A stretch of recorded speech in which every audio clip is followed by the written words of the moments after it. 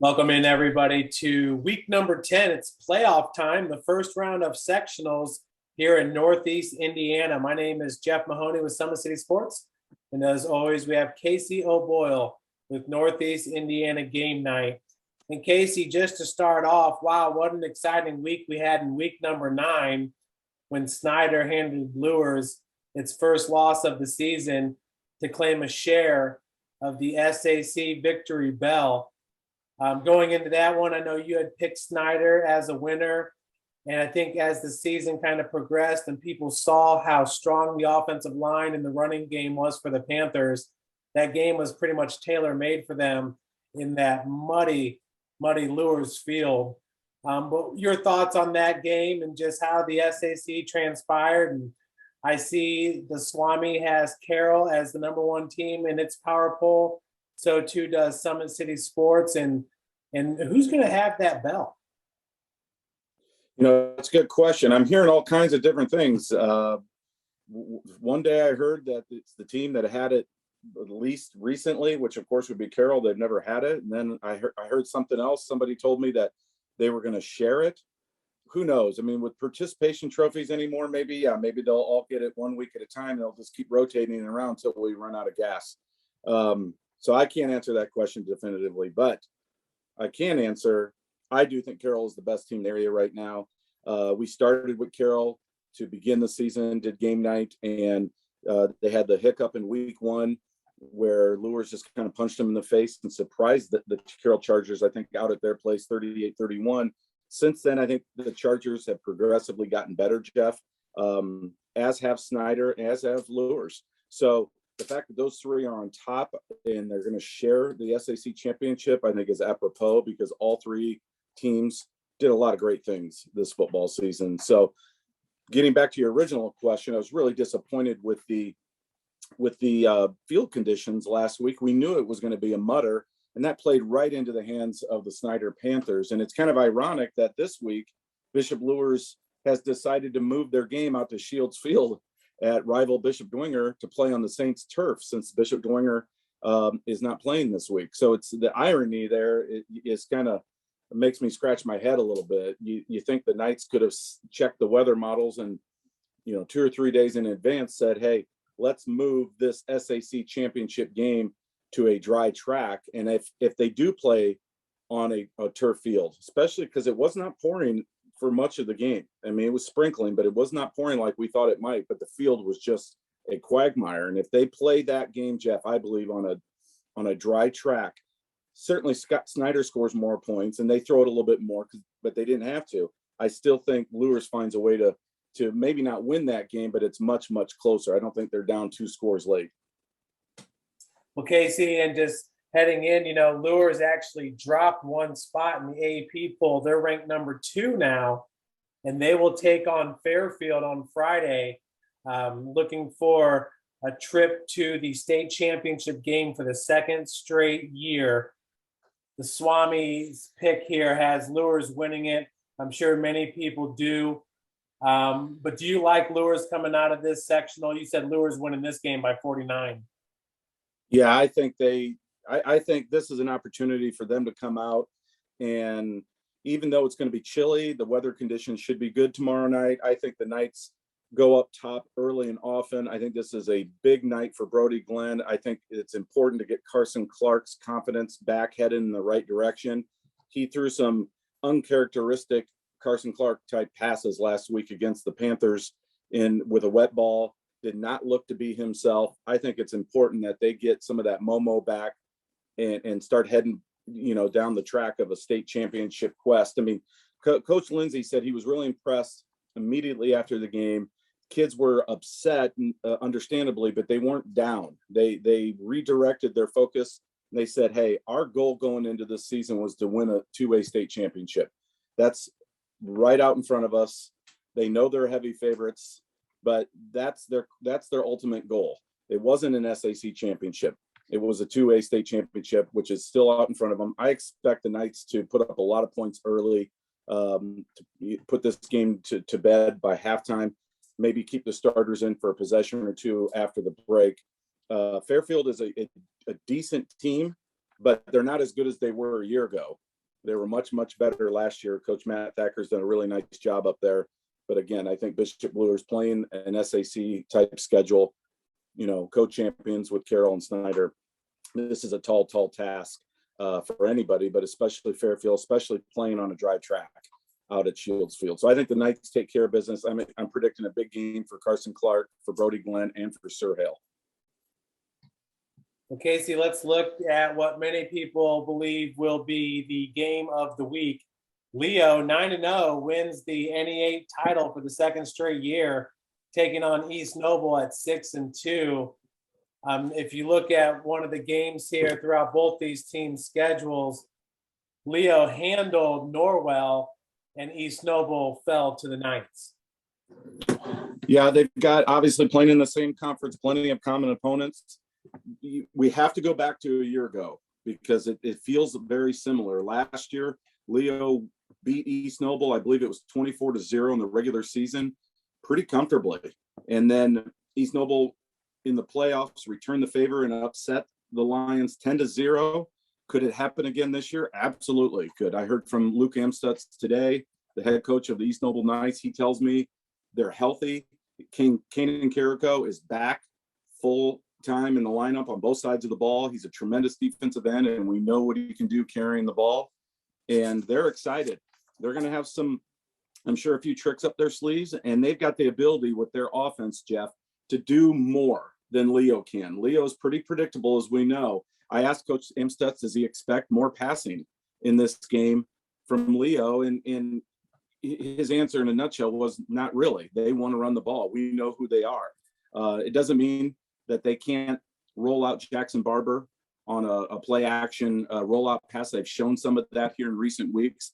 Rylan Crawford definitely is a big play type receiver for Leo that they can call on if they need to. But what we've seen in recent weeks, especially from Mason Sharon, is phenomenal. Last week, you can throw that game out up at DeKalb. That was a absolute mud bath up there.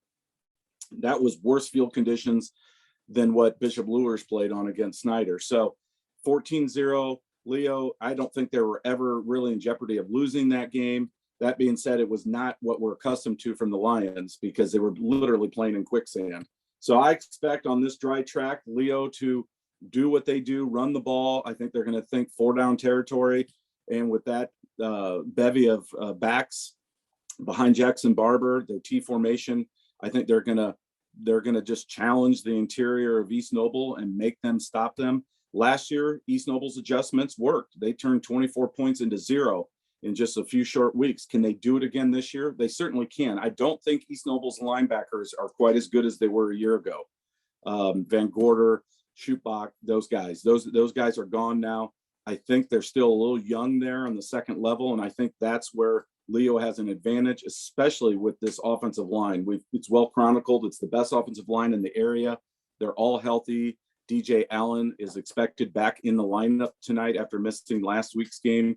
So I think Leo still needs to be a favorite, but do not discount an East Noble upset. I know the Leo folks won't. Certainly the coaches will have their players' attention going into this game, reminding them, hey, last year it happened. We were heavy favorites. We beat them badly in the regular season. Don't let it happen again. This year's regular season game, remember, was much, much closer than the original score. And East Noble scored a couple late to make it a game and tie it up 32-32 before Leo scored late to win 40-32. So these two teams match up very, very well. I think most people probably still feel Leo's a hair better because of the guys in the trenches. But Jeff, it would not shock me at all if East Noble rises up. Coach Amstutz does a really, really good job up there in Kendallville. So we'll see. Casey, what is it about Caden Miller? He seems to step up in the biggest games for Leo. If you had to choose a player of the game in this one, and you do have Leo winning it by 9, do you think Caden Miller will once again shine in this game? Well, he might. I mean, he's got amazing stats the last couple of years. His yards per carry average is ridiculous on his cumulative stats. I mean, I feel like it's 17 yards or something outrageous. It's got to be amongst the top averages per carry in the country. It has to be and it's not like he's only carried the ball 7 times. You know what I'm saying? It's pretty remarkable. But if I had to pick one guy to be an MVP, I'll give you two names. I'm going to say either DJ Allen, his play on both sides of the ball, especially coming hard off the edge on defense. I think he could get after East Noble's sophomore QB and really make life difficult for him. And then Mason Sharon, we already mentioned him. He just picked up an offer from Davidson. Kudos to Mason Sharon. This is a kid that I think is somehow been flying under the radar. Of course, he missed all of last year after having a huge sophomore campaign. I really thought his numbers would come more on the front half of the schedule. They've really been here recently. Would not be surprised if he makes a strong push for player of the year. If Leo wins this game and the Lions continue to win games and go deep into the playoffs, he will be in that conversation because he plays on both sides of the ball. And as you know, Jeff, I've always been partial to those two-way guys. And my goodness, the way he's running over people, he reminds me a lot of John Riggins back of Washington Redskins fame in the 70s and 80s. I really, really like how Mason Sharon's playing right now. I think he's their go-to guy. I expect him to be the one to get the lion's share of carries, pun intended. Absolutely. Casey, you brought it up, player of the year. Do you still have it right now swaying towards Carson Clark? You said Mason Sharon's in that category. You always I do. Yeah, I do. I'm glad you brought this up. And this is also for our good buddy Joe. We got to get together for lunch so we can discuss this a little bit more intently. But in Laban Davis, if Eastside would beat Luers, and again, that's a big if in a couple of weeks, but if they would pull off the upset and beat Bishop Luers in the 2A sectional, and you'd be crazy not to give him strong consideration. So that's the caveat. I'm not saying they play this anywhere near the schedule or anything like that, but he's putting up amazing numbers. So right now, I'm leaning towards those two guys, and that one game might actually decide it. Carson Clark looked very human last week, and certainly the mud bath that they played in out there at Luers Field was part of that. That being said, I think Mason Sharon now gets into the conversation. I wouldn't rule out even a dark horse like a Landon Livingston or DJ Allen if all of a sudden they just start dominating on defense and racking up some tackles for loss and some sacks and things like that. Those two fellas could be in the conversation, and I'm sure there's a few others. I want to say, for the record, Joe Walburn's pick of Tyrese Brown. I think that's a great sleeper pick. It's not my first choice right yet, but he's definitely in the conversation, and it got me thinking last weekend as I was watching you guys and watching that ball game. I really thought that Tyrese Brown is deserving of that kind of consideration. So it's going to be an interesting race. How the ebb and flow of the season's really changed my mind in a lot of areas. Wouldn't rule out Jeff Becker if Carroll would make a run and win a sectional, maybe even pull off a shocker in the regional or semi-state, and has big numbers behind it. So there's a lot to be sorted out in that regard, and I think that's what makes doing all this stuff so much fun. Right now, talking about Leo Lions and East Noble, I really like Mason Sharon to be the difference maker in this game. All right, Casey. Well, let's stay in the NE8. How about New Haven handing Huntington North a big 57-27 loss to end the regular season? And those two teams will match up in the first round of the sectional, this time at Huntington North. So they'll be on grass. But wow, what a way to finish the season for Jakar Williams, who threw for over 300 yards. Yeah, Jakar is a man. We've known that for 3 years. And I really love this kid's game. I love the fact that New Haven is peaking at the right time. You talk to Coach Kyle Brewer, he'll tell you that. The Bulldogs to put up 57 points a week ago against a decent Huntington North team is really, really impressive. Now they got to play him again. And Coach said it's hard to beat a team 2 times in the same season, let alone in a week's time. So this is an opportunity for New Haven, I think, to go on the road, prove that they can win outside of Young Stadium and in what could be some slippery conditions in Huntington. But last week, man, that game was close. It was back and forth, and then the New Haven Bulldogs just put it to the Vikings. Casey, with New Haven, Mylan Graham and Quantry Sanders. This is a really, really interesting sectional, and we've been talking about it all year long with these Class 4A teams in the area. Do you feel like they have what it takes to maybe pull off a sectional title this year? No doubt about it. I mean, truthfully, there's several teams in this sectional 20 that I think could wind up holding the hardware here in a couple of weeks. All 8 teams, I wouldn't discount any of them, even Southside at 1-7. I think Southside's got enough athletes they could rise up and win this game at Delta tomorrow night and make a little bit of noise themselves. So I wouldn't discount anybody.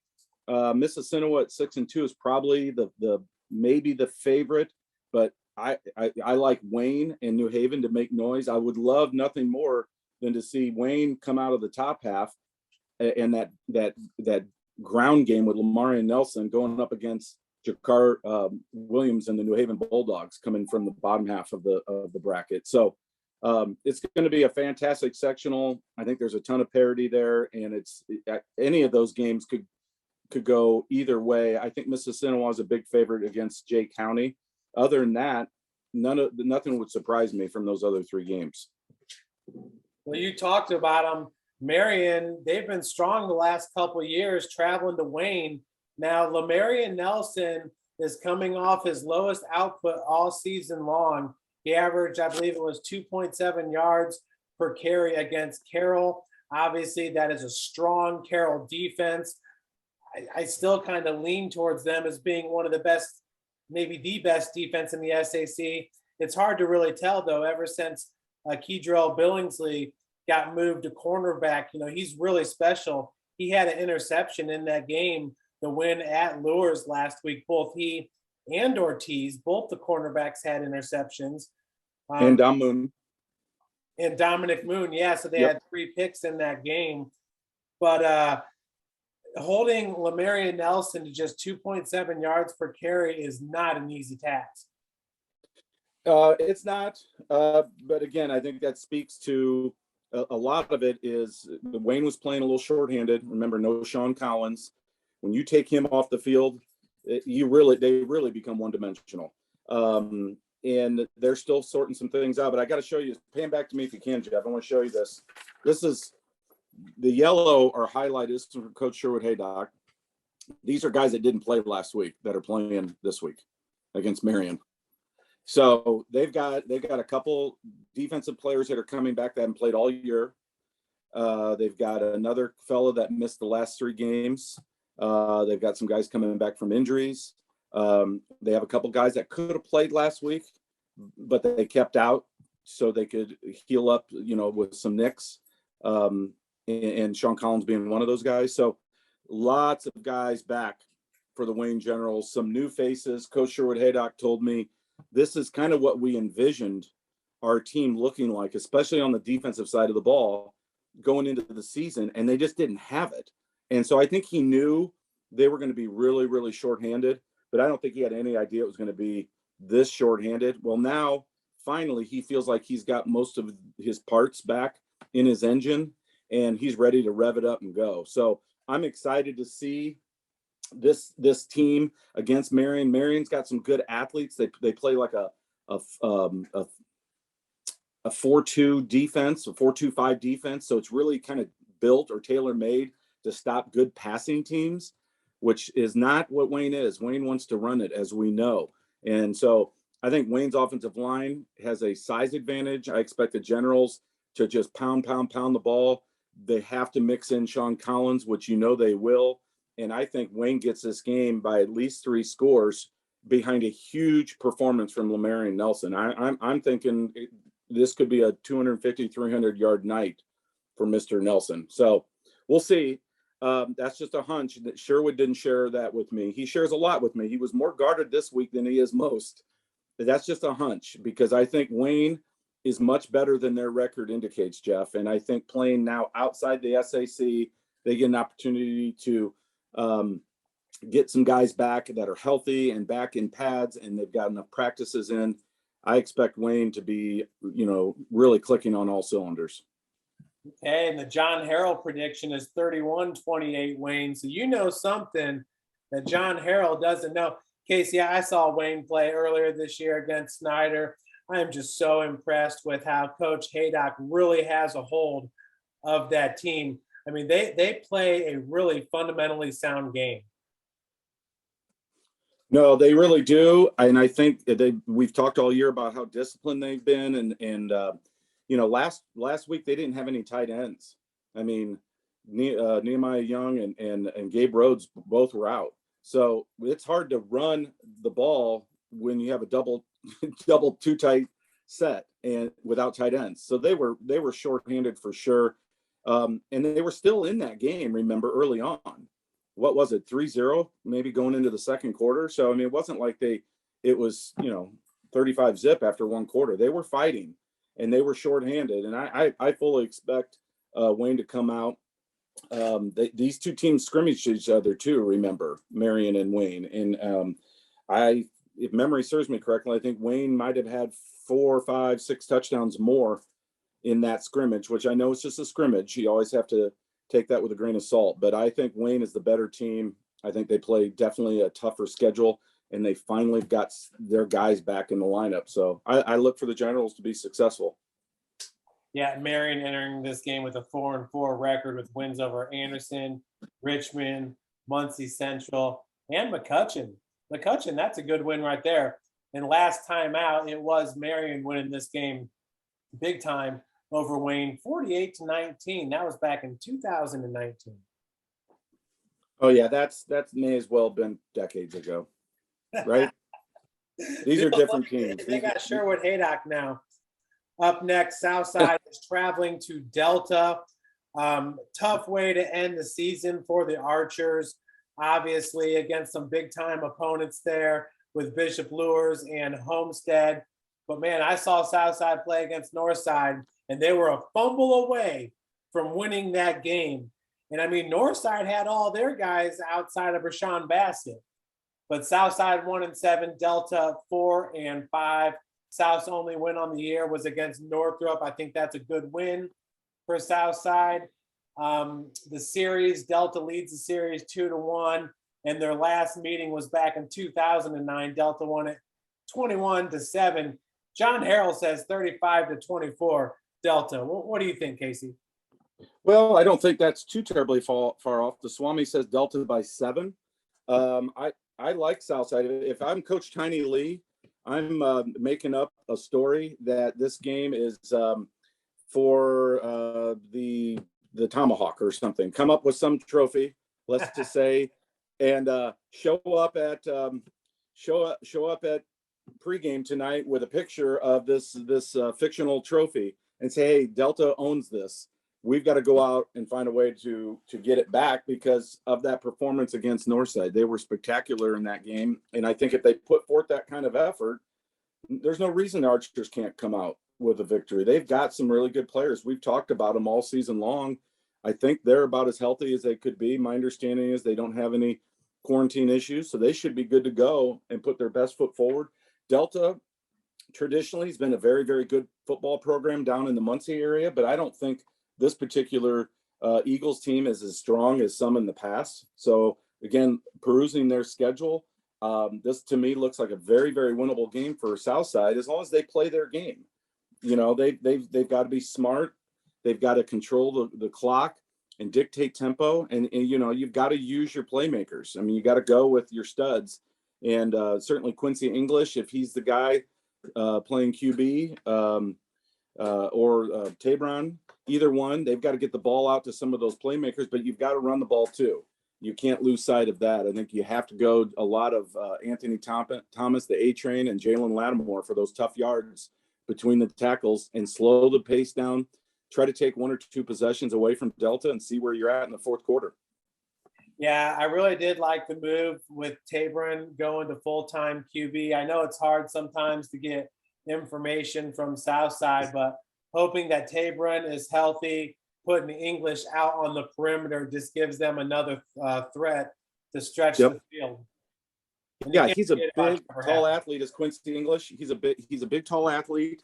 who can do a lot of things with his feet. And then you always have the threat of a double pass and some things like that you can keep in your back pocket. I'm sure Coach Lee has a couple tricks up his sleeve, and you can't save them for the offseason. So wouldn't be surprised if we saw a couple of those kind of gadget plays in this game against Delta.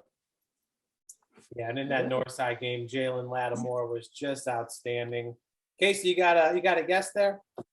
I do. This is Archie. He just got shaved.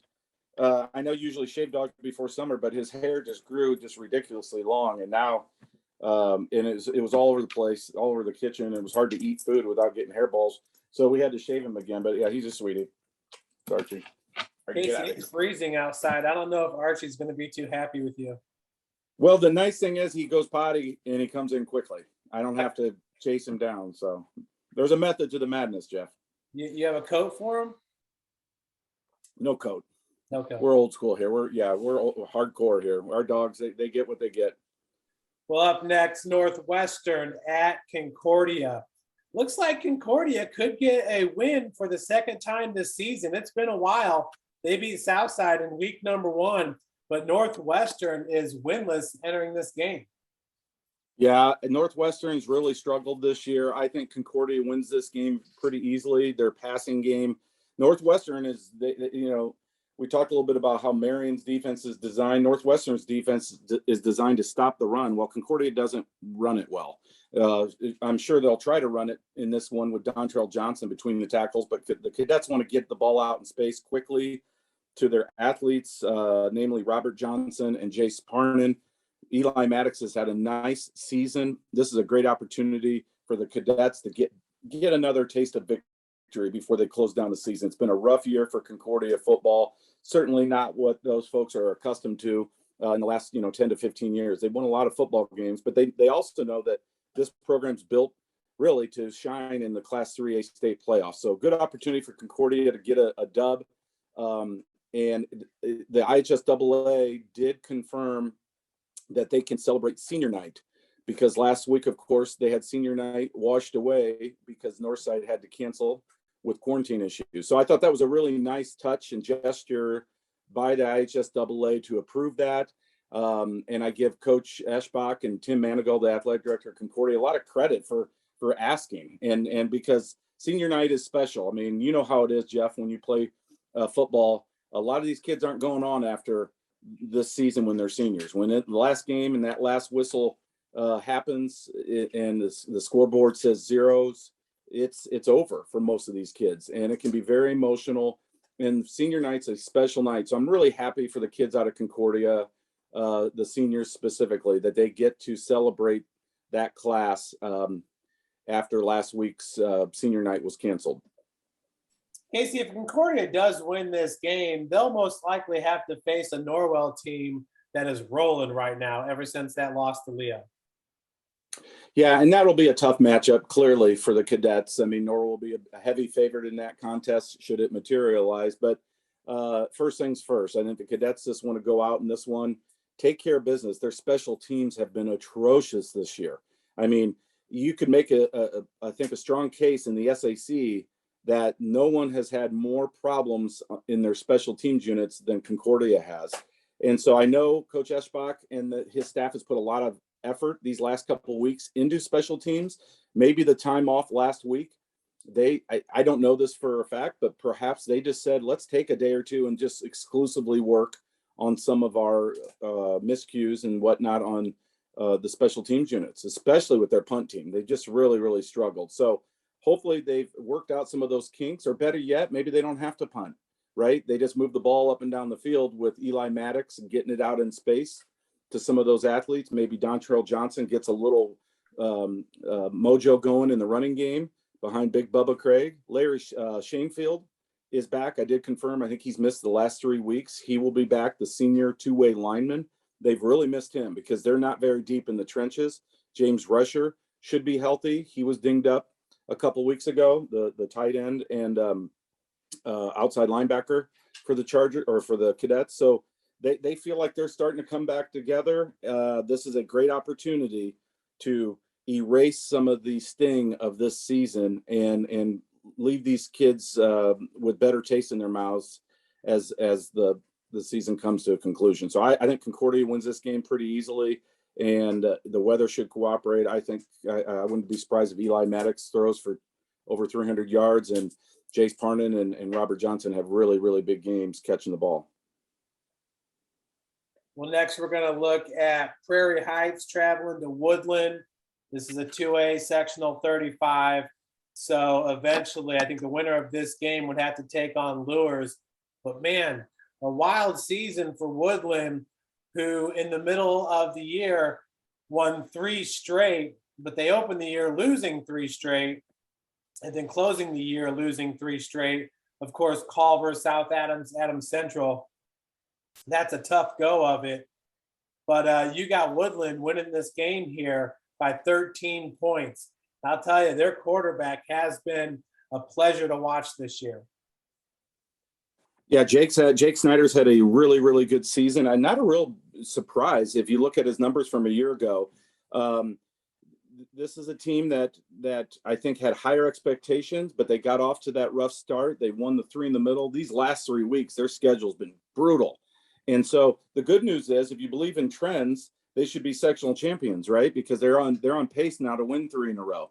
So we'll see. I think the Warriors should be considered favorites, especially playing this game at home against Prairie Heights. Prairie Heights is vastly improved, I think, over where they've been in the last 5, 6, 7 years. They had some really, really lean years, did the Panthers, but Woodland should be favored, I think, by at least 2 scores, if not more. And I do think playing these last 3 games against the likes of the opponents that they face will only help them be battle tested. And so the physicality of the game that they experienced against Culver specifically 3 weeks ago, Coach Smith said that really kind of opened their eyes. They were just not a real good matchup against Culver Military Academy. And then, of course, playing South Adams and Adams Central, pretty much with the exception of a few outliers, those have been the cream of the crop in the ACAC for the better part of 25 years. So tough way to end the season, but they get an opportunity here in the postseason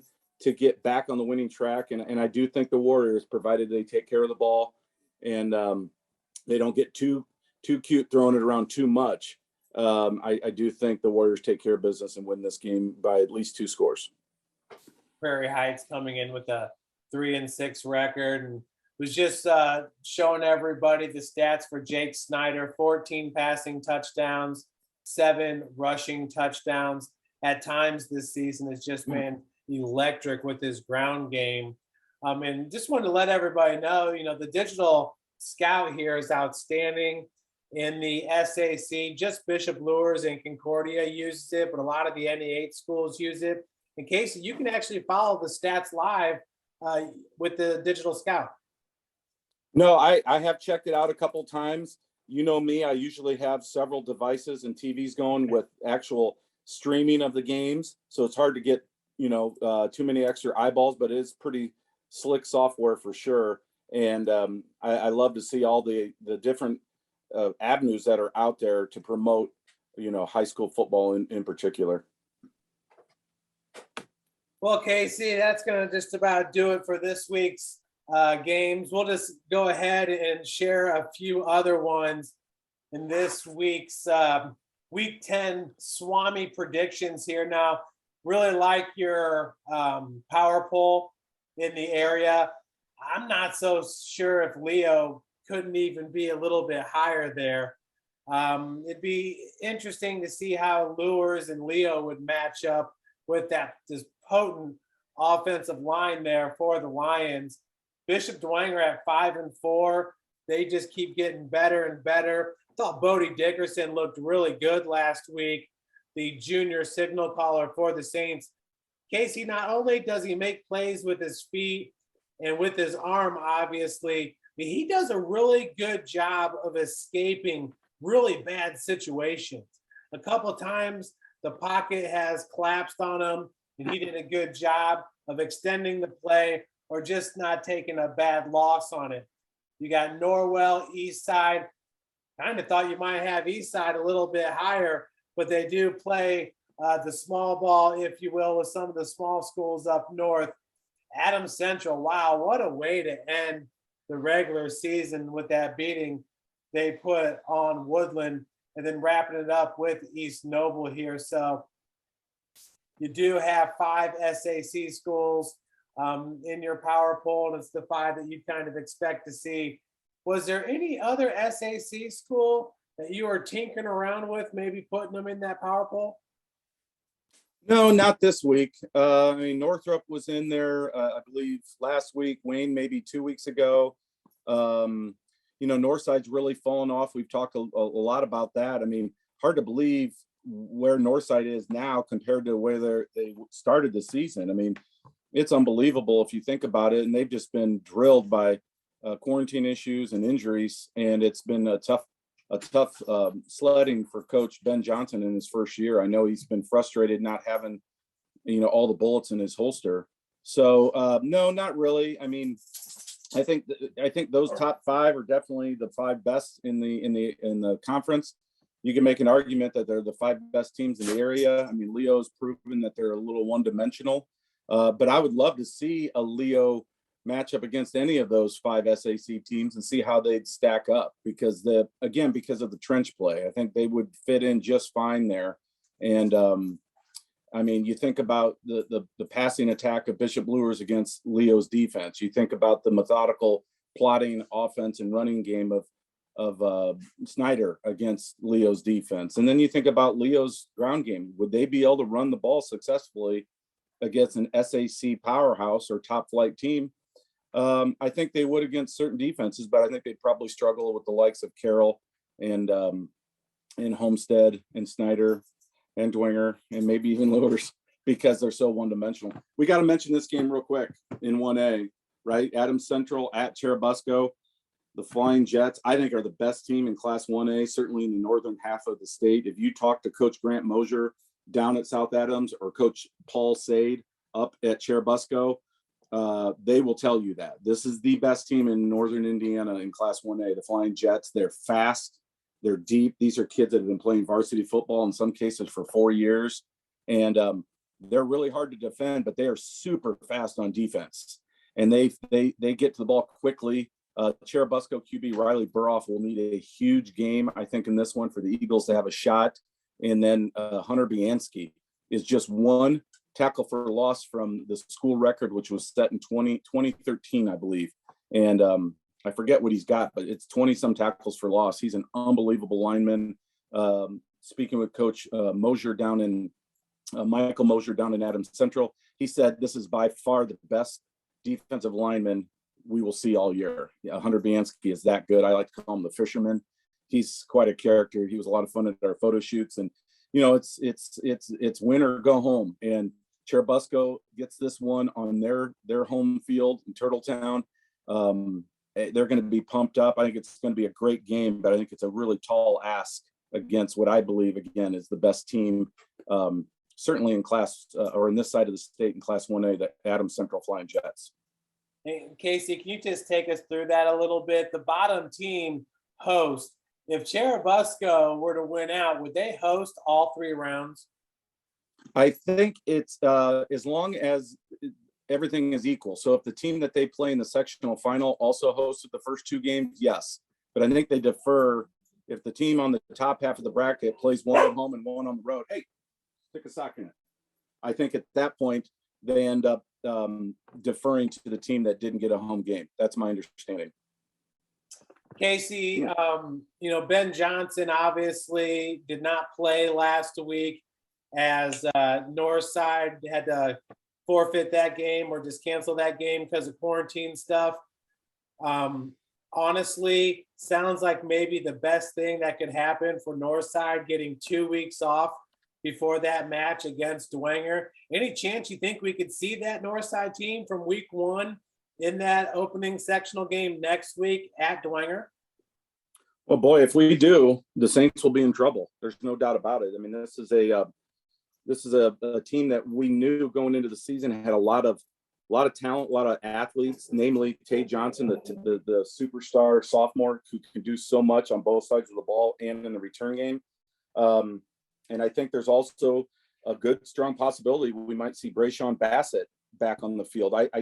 My understanding is they might leave him more on the defensive side to play D end and let the Donovan Williams, the young sophomore quarterback, continue to do his thing behind center. But certainly would feel better, I think, going into a physical game, knowing that you have another option there at the very least. So it's certainly possible. I mean, it's a head scratcher right now with Northside. I guess we'll have to wait and see a week from now where they're at in terms of their personnel. But if they've got all their weapons, that could be a really, really tough matchup for Bishop Dwenger, especially because the Saints are kind of peeking ahead to that possible rematch against Snyder.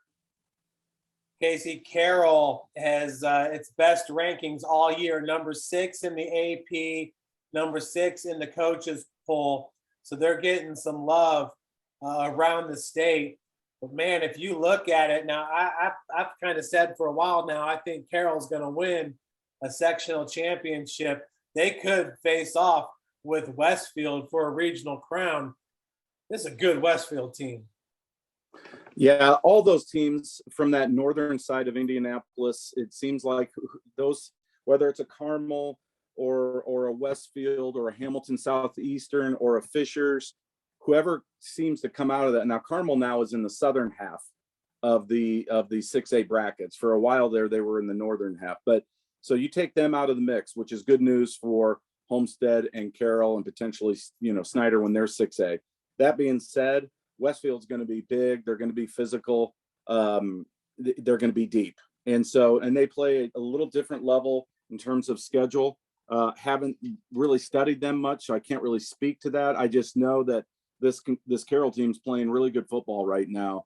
And I think they're the best team in the area. You mentioned Summit City did as well. This is a team that's surging. They barely beat Homestead, but yet they were, 17-10, I believe, but it was 14-3 quickly. And I thought, wow, this could be one of those years that they put up a number against the Spartans. Homestead made some adjustments and Carroll just kind of salted the game away. So that score surprised me just a little bit, but that, especially since Carroll jumped out on top, so quickly. Yeah, I think it was 14-0 or 14-3 mere minutes into the game, and then to get shut out the rest of the way tells me that Homestead did some nice things in terms of defensive adjustments. That's going to be a great rematch, and certainly something for us to discuss here in the weeks ahead. Kind of like the Snyder game for Homestead. Yeah, for sure, no doubt about it, and maybe even the Luers game against Homestead. And it speaks to. I'm going to put this beast out. Get out of here. Go on. You're not welcome. Yeah, earlier in the year at Homestead, Snyder came out on fire against the Spartans, and then they made it a game late. Yeah. And again, I think it speaks to the parity. You and Joe talked about it a lot last week as well during your broadcast, that I think the top 5 teams in the SAC really could beat one another. I think we definitely have the 3 best sharing the championship. There's no question about that. And so it's very fitting that all 3 of them ended up with 1 loss at the end. But Bishop Dwenger and Homestead definitely have lots of tradition, lots of pieces to make noise in the postseason. And it's been really a spectacular conference season, I think, in the SAC. And we'll, now it's time to say, okay, was the SAC down? Some people think it was down this year. Some people think, we're going to see 2 or 3 teams maybe make a run. Who are those teams? Bishop Luers for sure. I think anything short of a Class 2A state championship, if you're a Luers fan, would be a huge disappointment. I think that's a fair statement. Concordia in 3A, are they going to make a run? Probably not. But that being said, I think they win round 1 and against Norwell. They got a couple breaks early. They have enough athletes. They could hang around in that game. And Norwell wants to run the ball. They're not necessarily equipped to play catch up. And if they found themselves down 2 scores early, they might get out of sync and try to do things they don't want to do. So it's not without question. We talked already at length about 4A with Wayne and Southside specifically. Could they make some noise there? 5A, Bishop Dwenger and Snyder, there's no doubt in my mind, whoever wins that game, assuming they play for a sectional title, that one of those 2 teams could wind up playing in Indy. I mean, I think 5A is that wide open. Valpo could be in their way. There are a couple other potential roadblocks, but I would have no trouble picking Bishop Dwenger or Snyder going all the way to the 5A state championship game. And then 6A, that might be asking too much for a Carroll or Homestead. But again, it's not without question because of the progress I think that these teams have made, specifically the Carroll Chargers. I think that would be the one team in 6A that could make a deep run. And, we'll just see. I mean, one of these years, we're going to see a 6A team from Fort Wayne break through and play for a state championship. And I think Carroll's got the makings of it coming down the pike here in the next couple of years. I know that freshman and sophomore class is loaded, and I think things line up very favorably for the Chargers here in the next few years. This year, maybe asking too much, but again, playing in November, Indiana weather, so many variables in play. Now that you've got the quarantine factor, what if you run up against a team that all of a sudden's missing, 3 or 4 studs because of quarantine, right? That's something we really haven't had to deal with until these last couple of years. So anything's possible, Jeff. Is it pretty safe to say that Bishop Luers will be competing in Class 3A next year? I believe so. That's my understanding, that they'll move up at the next class realignment. And that'll be interesting, especially with the senior class that they're going to be losing. I mean, there's some special record-setting ball players. Brody Glenn's, by the way, just set the record, I believe, for touchdown catches in a career and single season, I think. And he's maybe 350 to 400 yards shy of the yardage record. So it's not just Carson Clark. Or SAC? That's Luers, but it might be SAC because they have almost all the passing records anyway. So, and then you think about Norwell as a potential 3A roadblock next year.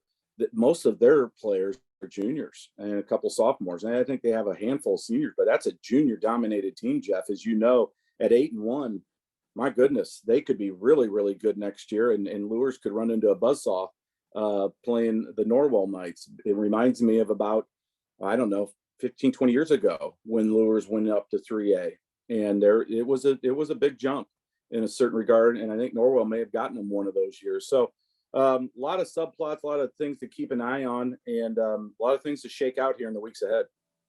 Casey, in Northeast Indiana game night, your coverage, if you had to pick the top 3 running backs, it's not going to be easy.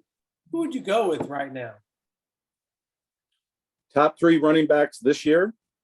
This year. Are you talking right now or in the history of game night? Oh, no, just right now.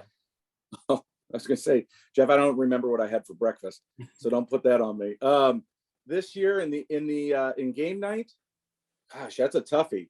I'll just throw a few names out and maybe we could sort it out together. I mean, Marion Nelson has been very prolific, running behind a line that's been piecemealed together certain weeks. I think he deserves a lot of credit.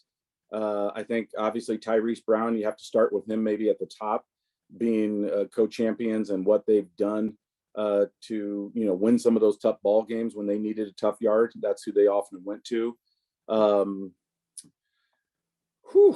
Beyond that, say that again. Sharon. Yeah, Mason Sharon, without question. I mean, a couple of weeks ago, you could have pulled a name out of the hat, about 5 different names out of the hat for Leo, and any one of them, Ethan Crawford, Caden Miller, Max Leffler, any of those guys would have been Carson Hepner. I mean, they were literally almost all on pace to have identical numbers, and now Mason's just kind of emerged. But yeah, I would definitely put him in that conversation. I thought KJ Tittman would have been in that conversation. He's still a fantastic back, but the way the Saints have run it lately, I don't think you can necessarily make that claim. Adams Central is so versatile with all their running backs. I don't think there's one necessarily that I would pluck out of there. Laban Davis is a quarterback, but he's got great running statistics. You put him at tailback in most of these teams, he's got some pretty significant numbers. And then Kanan Carrico, he's missed a little time here lately with injuries up at East Noble. I think he needs to be in that conversation. Luke Graft, of course, down at Norwell, has had a really kind of a sneaky season. I don't think there's one guy for sure. Maybe Tyrese Brown, because it is Snyder. and because they rely so heavily on him. But there's a lot of great ones. Yeah, just what a season, what a career for Laban Davis. 1,433 yards rushing this year and 25 touchdowns. Unbelievable. Yeah, I love watching that kid play. I mean, I know people want to say it's the NECC, and I get all that, but I'm telling you right now, the kid's a football player. Somebody's gonna look pretty smart when they find a way to ink him and get him to play at the next level. I'm not suggesting he's a Big Ten football player or anything like that, but he's a very, very good high school football player. Can he play at a St. Francis or a Marion or a Trine or something? No question, no doubt about it. And if you don't want him to play quarterback, you convert him to safety or something like that. The kid is a winner. He's physical. He's deceptively fast. He's a deceptively good athlete. Kid can play the game, and his numbers are ridiculous. So it'll be interesting to see. I can't wait, knock on wood, for that game against Bishop Luers in a couple of weeks, because if the weather's good, and I think the word on the street is Luers is playing this game at Shields Field in round one because they're going to try to get their Luers Field a rest. And my understanding is they'll host Eastside in the sectional championship. I don't know if you can confirm that or not, Jeff, but pretty sure they will host Eastside. And if that's the case, that may actually benefit the Eastside Blazers. If we get some rain that week and Luers cannot move the game to a dry track, we could see another mutter. And as we saw last week, Bishop Luers didn't fare too well in that environment. So certainly something for us to keep an eye on here in the next 2 weeks. Yeah, so Bishop Luers would host based off what we were talking about earlier. And then if you look at Bishop Dwenger, so Snyder right here would travel to Dwenger, and Dwenger would host that game. So that site would not be available. I guess there's always a chance, Right. Maybe St. Francis. Maybe St. Francis. Back in the day, certainly not too long ago, what about 8, 10, 12 years ago, it seemed like every year somebody, namely Bishop Dwenger, was moving a game out there away from Zollner Stadium specifically. So certainly St. Francis, I'm sure, could be in play. All right, Casey. Well, I think that's going to do it for this week's episode. We got 6 games on Summit City Sports, so I hope everybody enjoys. And in the postseason, all the content is on ihsaatv.org. So you can download that app to your Fire Stick or to your Roku. If you want to watch games, you can download it to your iPhone.